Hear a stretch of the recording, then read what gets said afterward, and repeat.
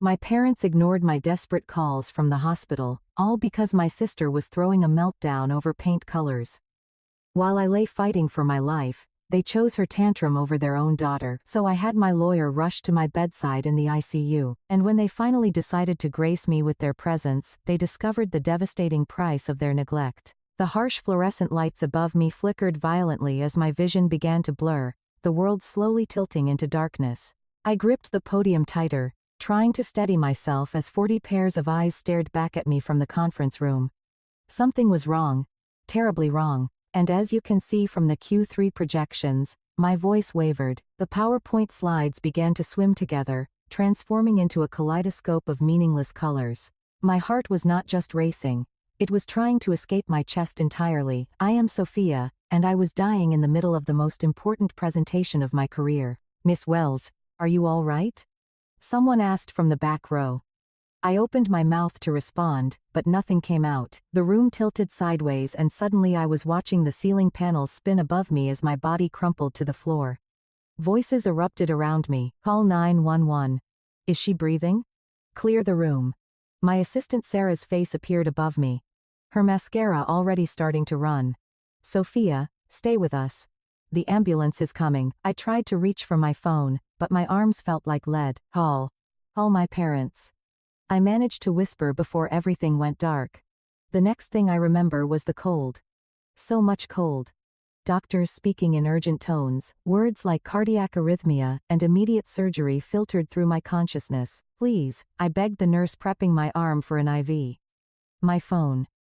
I need to call my family. She hesitated then handed me my iPhone. With trembling fingers, I dialed my mother's number straight to voicemail. I tried my father. Same thing. My texts grew increasingly desperate. Mom, I am in the hospital. Dad, please answer. They are taking me to surgery. I am scared. The nurse gave me a sympathetic look as she took my phone away. We need to go now, honey. I am sure they will be here when you wake up. They were not. I came to in the ICU hours later, groggy and alone. The steady beep of monitors created a soundtrack to my isolation. Sarah had left a note saying she would be back in the morning, but hospital policy only allowed immediate family after hours. Immediate family? What a joke. At 3 a.m., a night nurse came to check my vitals. She had kind eyes and a gentle touch as she adjusted my IV. Your mother left a voicemail earlier, she said, reaching for my phone. Would you like to hear it? I nodded, hope briefly flickering in my chest.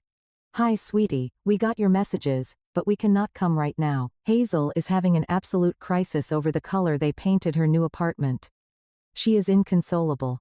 You know how she gets. We will try to stop by tomorrow if she is feeling better. Love you. The nurse's face said it all. I turned away, hot tears sliding down my cheeks. Would you like me to call someone else for you? She asked softly.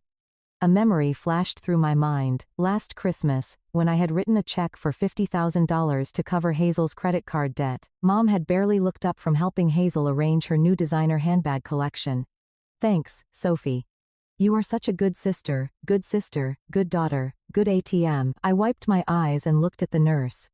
Actually, yes. Could you hand me my phone? I need to call my lawyer. She passed me the phone, concern evident in her expression.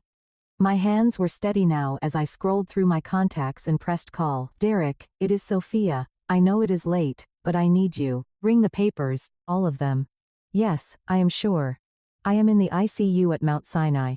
I paused, listening to his response. No, my family is not here. That is exactly why I am calling. After hanging up, I stared at the ceiling, my heart monitor beeping in rhythm with my resolve.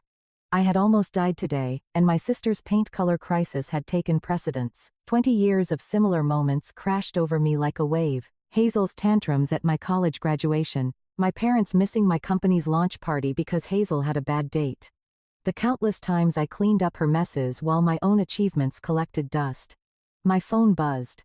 A notification from Instagram. Hazel had just posted a selfie with our parents, all three of them huddled around paint swatches.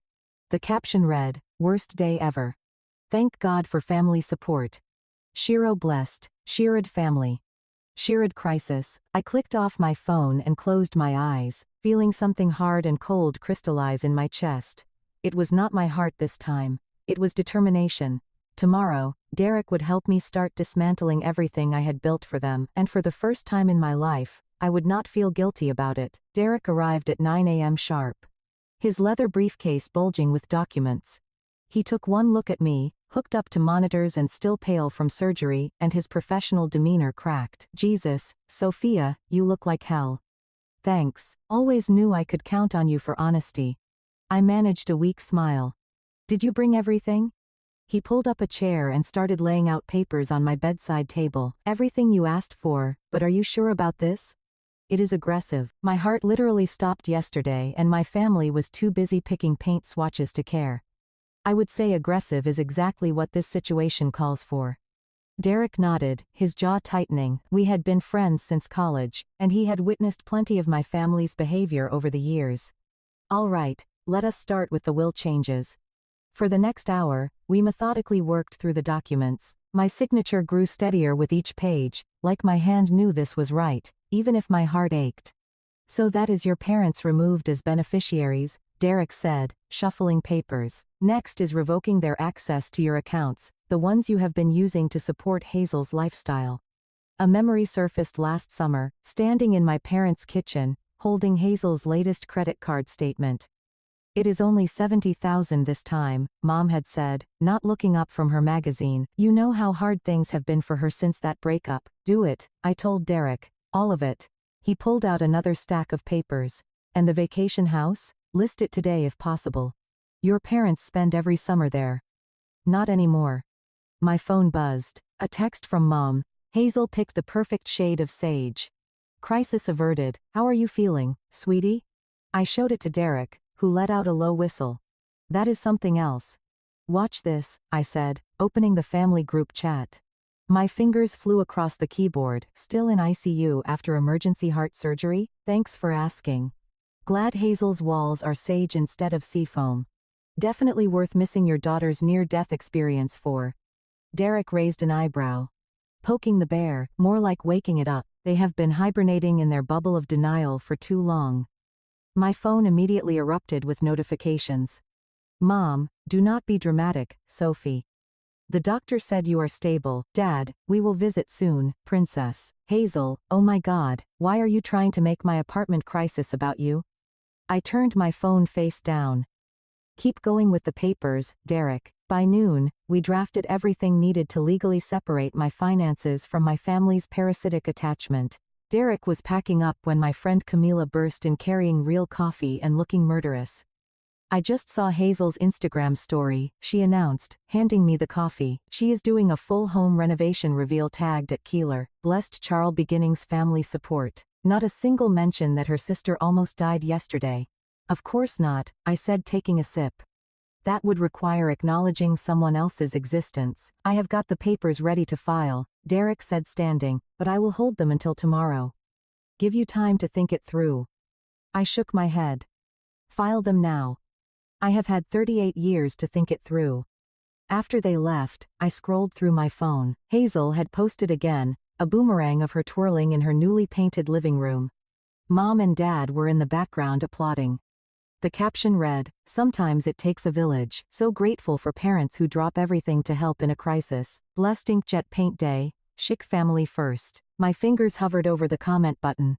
Instead, I opened my email and composed a message to my entire contact list. Dear friends and colleagues, I am currently in the ICU at Mount Sinai following emergency heart surgery. While I am stable now, it was a close call.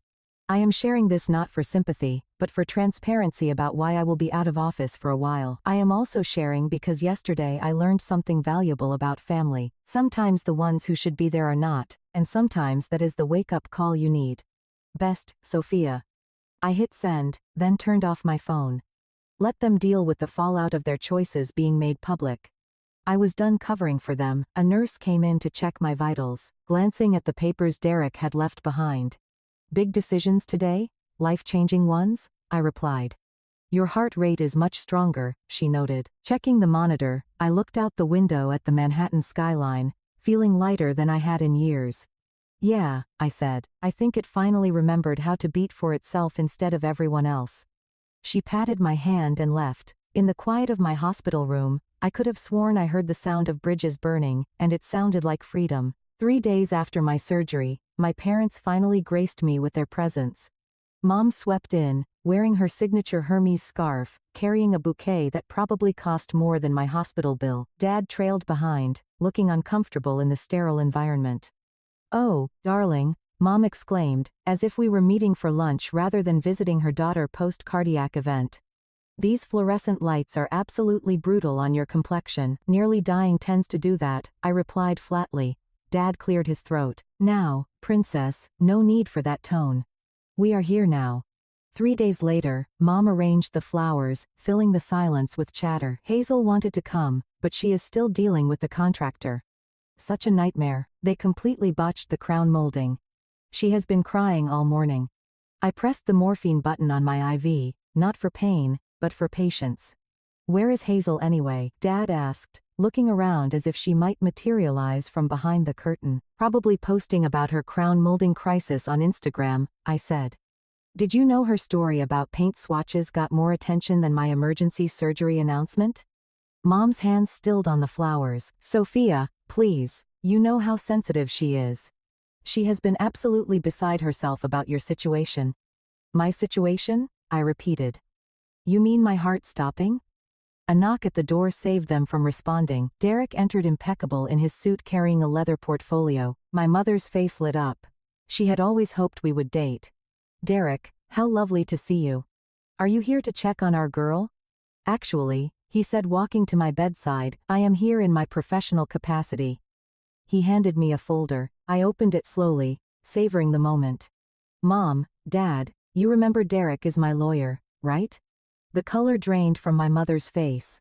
Dad's forced smile flickered. "These are copies of documents I filed yesterday," I continued, my voice steady.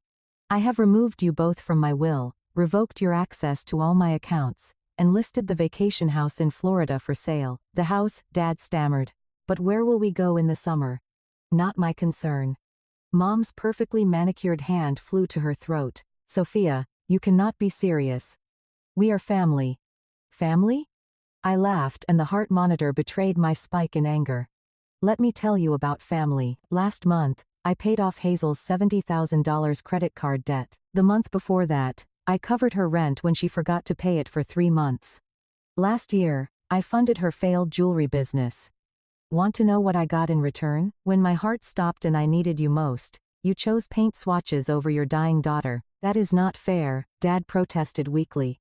"No, what is not fair is that I have spent my entire adult life being your backup plan, your safety net, your human ATM. Well, guess what? The Bank of Sophia is officially closed." Derek handed them each a stack of papers. "These detail the changes. I would suggest reading them carefully." Mom's hands shook as she flipped through the documents. "This is ridiculous. You will not go through with this. Family sticks together, Sophia, you know that." I looked her directly in the eyes. "If that is true, how come I almost died alone?" The silence that followed was deafening. "The house is already listed," Derek added quietly. "We expect it to sell quickly in this market." Dad sank into a chair, papers crumpling in his grip. "Princess, please let us talk about this rationally." "I had plenty of time to think rationally while lying here alone for 3 days, I said. "Did you know the nurses took turns sitting with me after surgery because they felt bad that I had no family here? Strangers showed more concern than my own parents." Mom's mascara was starting to run. "You are being dramatic." "We came as soon as we could. After Hazel's paint crisis was resolved," I corrected. "Check your priorities, Mom. Better yet, check your phone. I am sure Hazel's having another meltdown about crown molding right now, as if on cue." Mom's phone buzzed. She glanced at it instinctively. "Go ahead," I said. "Answer it. We both know you will." She stood, smoothing her skirt with trembling hands. "This is not over, Sophia. You are upset. You are not thinking clearly. We will discuss this when you are feeling better." "Actually, we will not." I pressed the call button. "Nurse, I am ready for my rest now." As security escorted them out, a precaution Derek had arranged, I heard Mom's voice crack. "She cannot do this. She is our daughter." "No," I whispered to the empty room. "I am just the backup daughter you never wanted, but always needed," and I quit. The monitor showed my heart rate returning to normal, steady, and strong, like it knew this was just the beginning. My phone rang at 3 a.m. Hazel's name flashed across the screen and I answered out of morbid curiosity. How dare you? Her voice crackled with rage. How dare you do this to Mom and Dad? Good morning to you too, Hazel. How is the crown molding crisis? Do not you dare be sarcastic with me. They are devastated. Mom has not stopped crying and Dad had to take a Xanax. I adjusted my hospital bed to sit up straighter. Interesting how they can have such strong reactions to consequences, but could not muster any concern when I was literally dying. Oh my God, you are not dying. Stop being so dramatic. My heart stopped. Hazel, actually stopped, but please tell me more about your paint emergency. She made a sound between a scream and a sob. You need to fix this. Call Derek right now and undo everything. Or what? Or she sputtered. Or I will never speak to you again.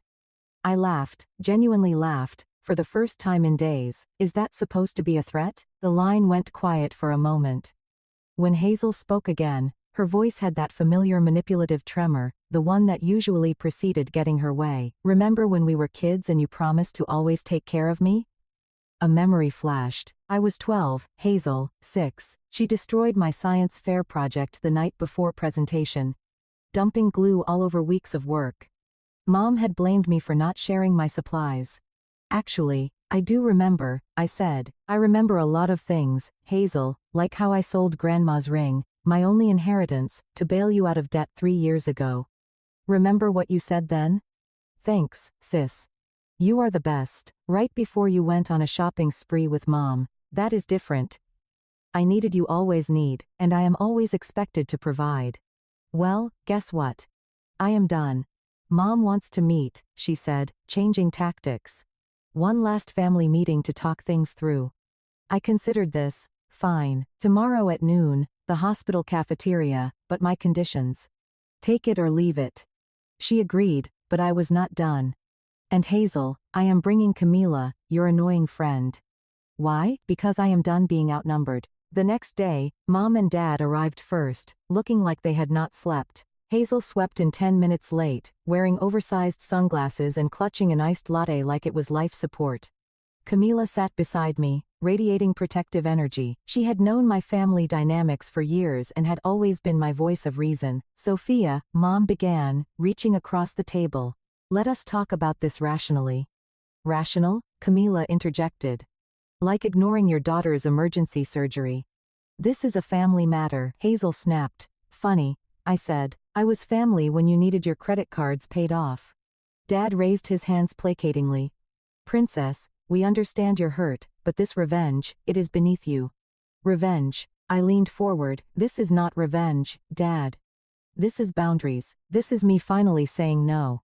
You are being selfish. Hazel slammed her latte down. Do you know what this is doing to me? My anxiety is through the roof. My followers can tell something is wrong. Camila snorted. Your sister almost died and you are worried about your Instagram aesthetic. Stay out of this. Hazel whirled on Camila. This is your fault. You have always tried to turn her against us. No, I cut in. You did that all by yourselves. Mom started crying, her practice tears right on schedule. We can fix this, sweetie. Just call Derek. Stop. My voice was steel. The house is already in escrow. The accounts are closed. It is done. Hazel stood up so fast her chair toppled backward. You ungrateful. She grabbed her latte and threw it at Camila, who barely dodged the cup. The cafeteria went silent. Security approached quickly. And that, I said quietly, is exactly why this is happening. As security escorted Hazel out, her screams echoing down the hallway, I turned to my parents. We are done here. Sophia, please. Mom tried one last time. No, I am going to be discharged tomorrow. When I leave this hospital, I am leaving this dysfunction behind, too. I stood up, Camila steady beside me. Oh, and one more thing. I have instructed my lawyer to file a restraining order against Hazel.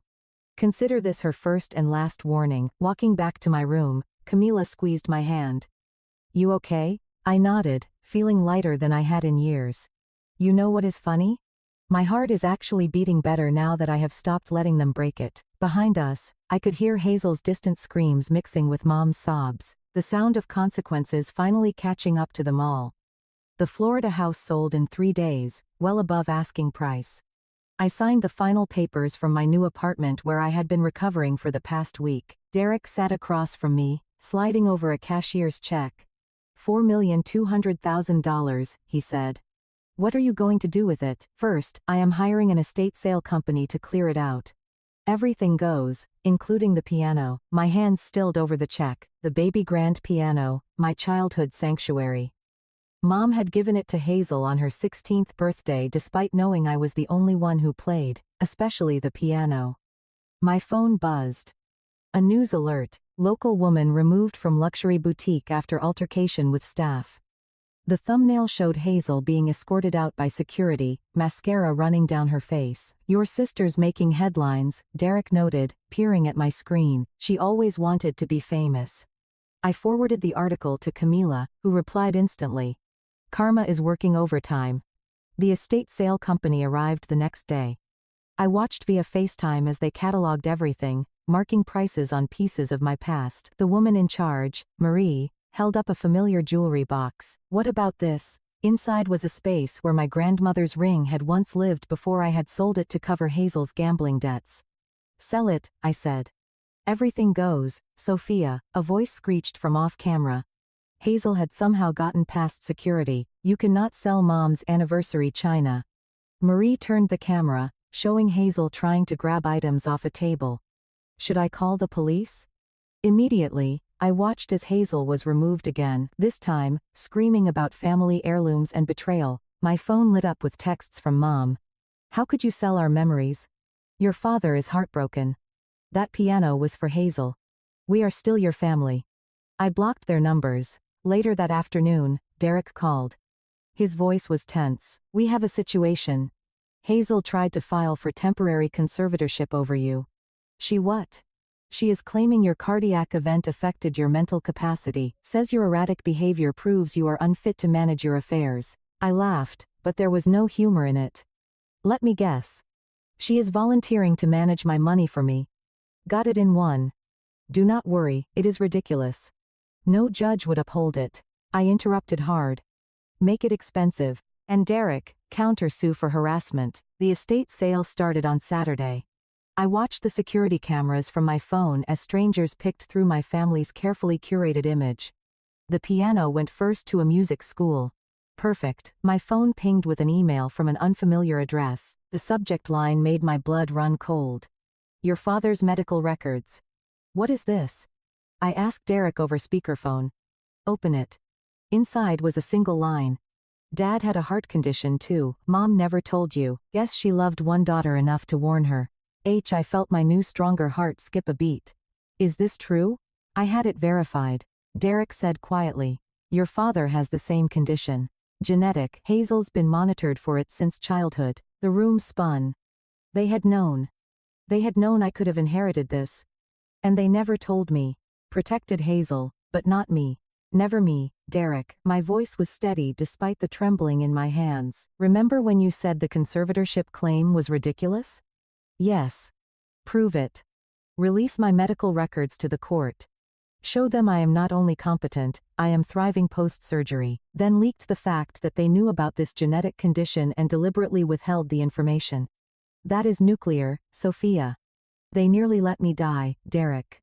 Nuclear feels appropriate. As we hung up, another notification popped up, a certified letter from Hazel's lawyer.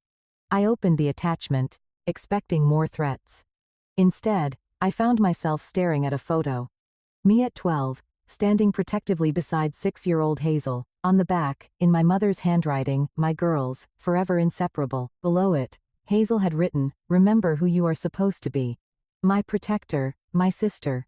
Do not make me destroy you. I forwarded the threat to Derek, then opened my laptop. It was time to tell my story. All of it, the decades of manipulation, the financial abuse, neglect, no names, just truth. As I typed, I remembered something my grandmother told me before she died. Sometimes the bravest thing you can do is stop protecting people from the consequences of their own actions. My fingers flew across the keyboard, each word a brick in the wall I was building between my past and my future.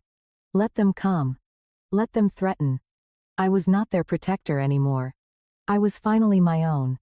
My blog post went live at midnight. By 6 a.m., it had over 100,000 shares. The story of family toxicity and survival read the headline. I had not named names, but anyone who knew us would recognize the truth. Camila called first. Have you seen Twitter? You are trending. I refreshed my feed. Thousands of comments, most from people sharing similar stories of family dysfunction. The phrase golden child syndrome was everywhere. Your mother's country club friends are having a field day, Camila continued. Apparently, she had to leave her tennis match early because everyone was whispering. My phone buzzed. Nicholas Hazel's on again, off again boyfriend. Your sister's losing it, he said without preamble. She has been screaming for hours, throwing things. I cannot handle this anymore. Not my problem. She says you are lying about everything, that you are just jealous of her. I laughed. Ask her about Dad's heart condition. Ask her why they never told me I could die from the same thing that almost killed me last month. Silence. Then they knew since we were kids. Hazel got tested. I did not even know it ran in the family. Jesus Christ. He exhaled heavily. I am done. Tell Derek I will testify about her behavior if he needs me to. By noon, the story had made local news. Prominent Families' Dirty Laundry aired a tale of medical neglect and financial abuse. They did not use our names, but they did not need to. Dad's phone call came next. Princess, please. They are asking me to step down from the country club board. Tragic. Almost as tragic as not telling your daughter she had a potentially fatal heart condition. We were trying to protect you from worry. No. You were trying to protect Hazel from responsibility as usual. Your mother's devastated. Our friends are finally seeing who you really are. Derek called with updates. Hazel's conservatorship attempt was thrown out. The judge actually laughed, but there is more. She sent a cease and desist letter claiming your blog post caused her irreparable trauma. Perfect. Counter with the medical records. Already did. Her lawyer withdrew the letter in under an hour. I was reviewing transfer paperwork for my assets when my email pinged. A message from Nicholas. Thought you should see this. She does not know I recorded it. The attached video showed Hazel in her apartment, raging at our parents. Fix this. Make her stop. I cannot take people looking at me like this. Do something. Mom's voice. Darling, we are trying, but try harder. I am the one who matters. I am your real daughter. The video cut off. I forwarded it to Derek with one word, leverage. My phone lit up with a text from an unknown number. A photo of my grandmother's ring, the one I had sold to help Hazel. Missing something. The text read, "Who is this?" I typed back, "Someone who bought it from the pawn shop. Want it back? Meet me." I blocked the number and called Derek. They are getting desperate. Good, he said. Because I just filed the harassment suit. And Sophia, the ring thing. That was amateur hour. I bought your grandmother's ring back months ago. It is in my safe. Tears pricked my eyes.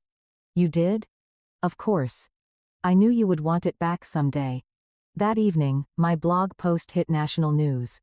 My inbox flooded with interview requests. Dr. Phil's producers called twice. Then came Mom's voicemail. She was crying, screaming, apologizing, all in the same breath. Please, sweetie, we can fix this. Tell everyone you were confused. Say you made it up. We are your family. I played it for Camila over wine. Wow, she said. She actually sounds sincere. She is not. Listen carefully. She is not saying she is sorry for what they did.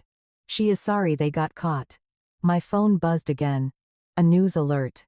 Local socialite has public meltdown at charity gala. The photo showed Hazel being escorted out again. Your sister's really committing to this spiral, Camila observed. She has never faced consequences before. She does not know how. I opened my laptop and began typing again.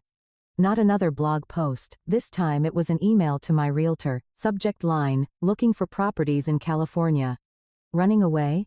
Camila asked, reading over my shoulder. No, I replied, thinking of the grandmother's ring waiting in Derek's safe, running towards something better, as if on cue. Mom's number flashed on my phone. For the first time in my life, I did not feel the urge to answer. Some bridges are not meant to be repaired. Some fires need to burn until there is nothing left but truth in the ashes. The family home looked smaller than I remembered. I stood in the driveway, keys in hand, staring at the colonial facade that had housed so many carefully curated lies. "Want me to go in first?" Camila asked from beside me. "No, I need to do this." I had come to collect the last of my belongings before the move to California.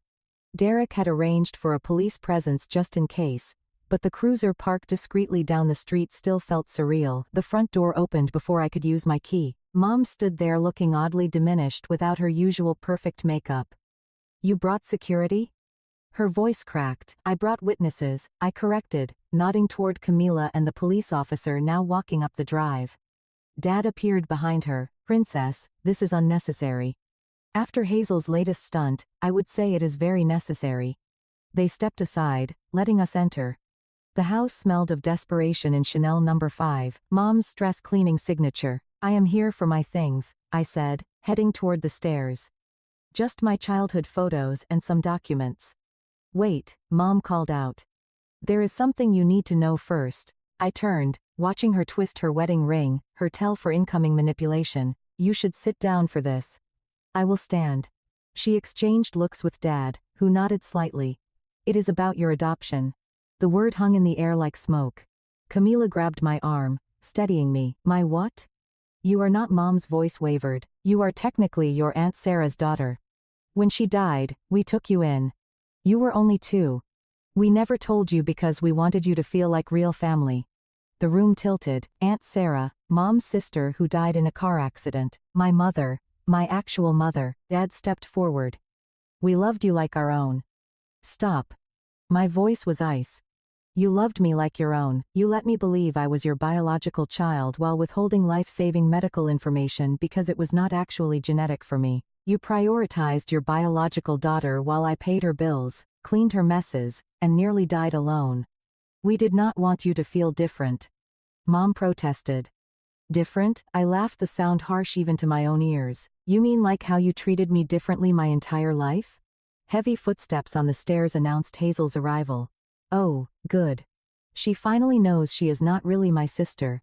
"I am not." I turned to her. "Then I guess I am not really responsible for you anymore. All those years of guilt, of obligation. They never belonged to me, did they?" "You ungrateful," Hazel started, but Mom cut her off. "We gave you everything." Mom cried. "A home, an education, opportunities." "No," I interrupted. "I earned those things, every single one of them.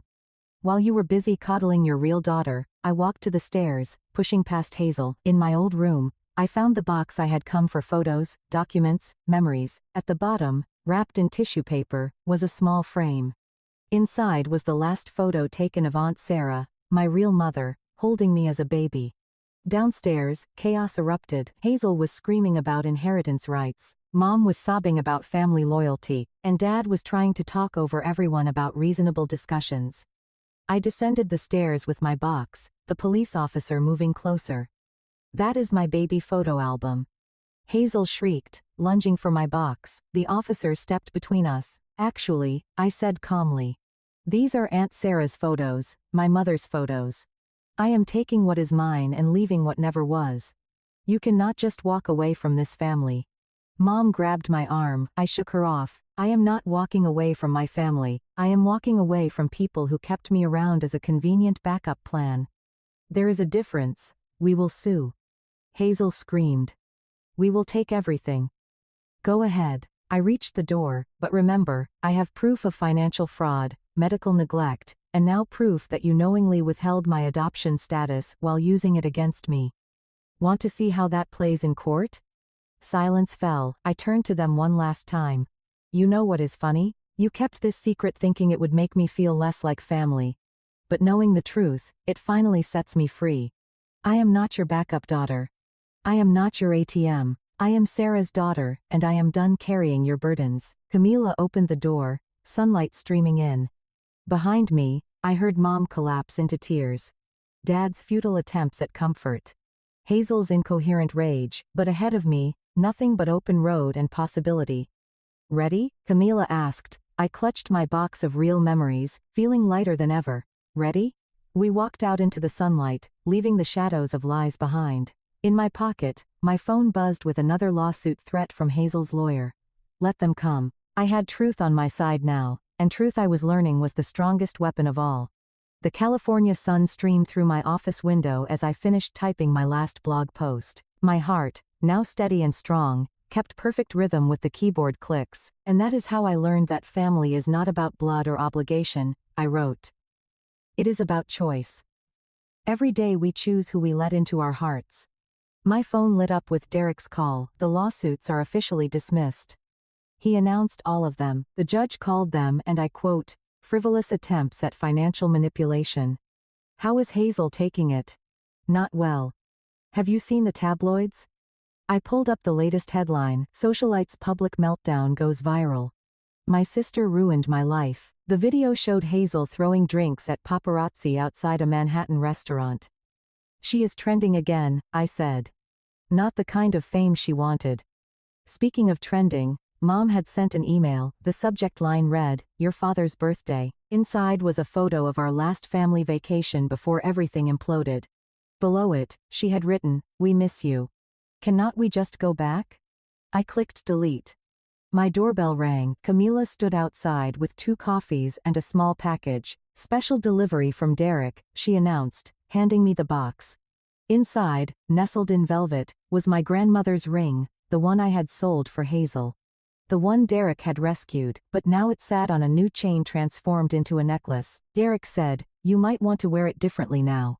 Camila explained, new meanings for new beginnings. I fastened it around my neck just as my laptop chimed. A donation confirmation. I just funded a year of cardiac screening for low-income families through my local hospital. The program was named after Sarah, my real mother. Your support group starts soon, Camila reminded me. Ready? I logged into the video call where dozens of faces appeared, all people who had found their own strength through my story. We were not just healing ourselves. We were building something new. Welcome everyone, I began. Today we are talking about setting boundaries without guilt. Halfway through the session, my phone buzzed. A text from Nicholas. Thought you should know. Hazel's trying to sell a story to the tabloids about your adoption, but do not worry, I sent them the video of her admitting to financial fraud instead. I smiled. Karma really was working overtime. Another email arrived from Dad this time. The subject line made me pause. I am sorry. For what it is worth, he had written, I was wrong, we were all wrong. Not just about how we treated you, but about what family means. You are stronger than any of us ever were. For the first time, his words held no power over me.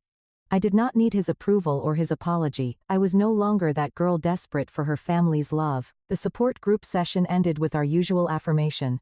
We choose ourselves today. Camila pointed to my laptop screen. Look at your blog comments. A new message stood out. I left my toxic family today. Your story gave me courage. Thank you for showing me that walking away is not giving up. It is growing up. I touched my grandmother's ring now resting over my heart instead of weighing down my hand. Ready for dinner? I asked Camila. The new Thai place has outdoor seating always. Oh, and I invited someone from your cardiac support group. That writer who also survived family drama. She seemed cool. Outside, the sunset painted the sky in colors no paint swatch could capture. My phone buzzed one last time. Hazel posting another rant about family betrayal. I turned off notifications and smiled at Camila. You know what? I think I am finally done carrying their stories.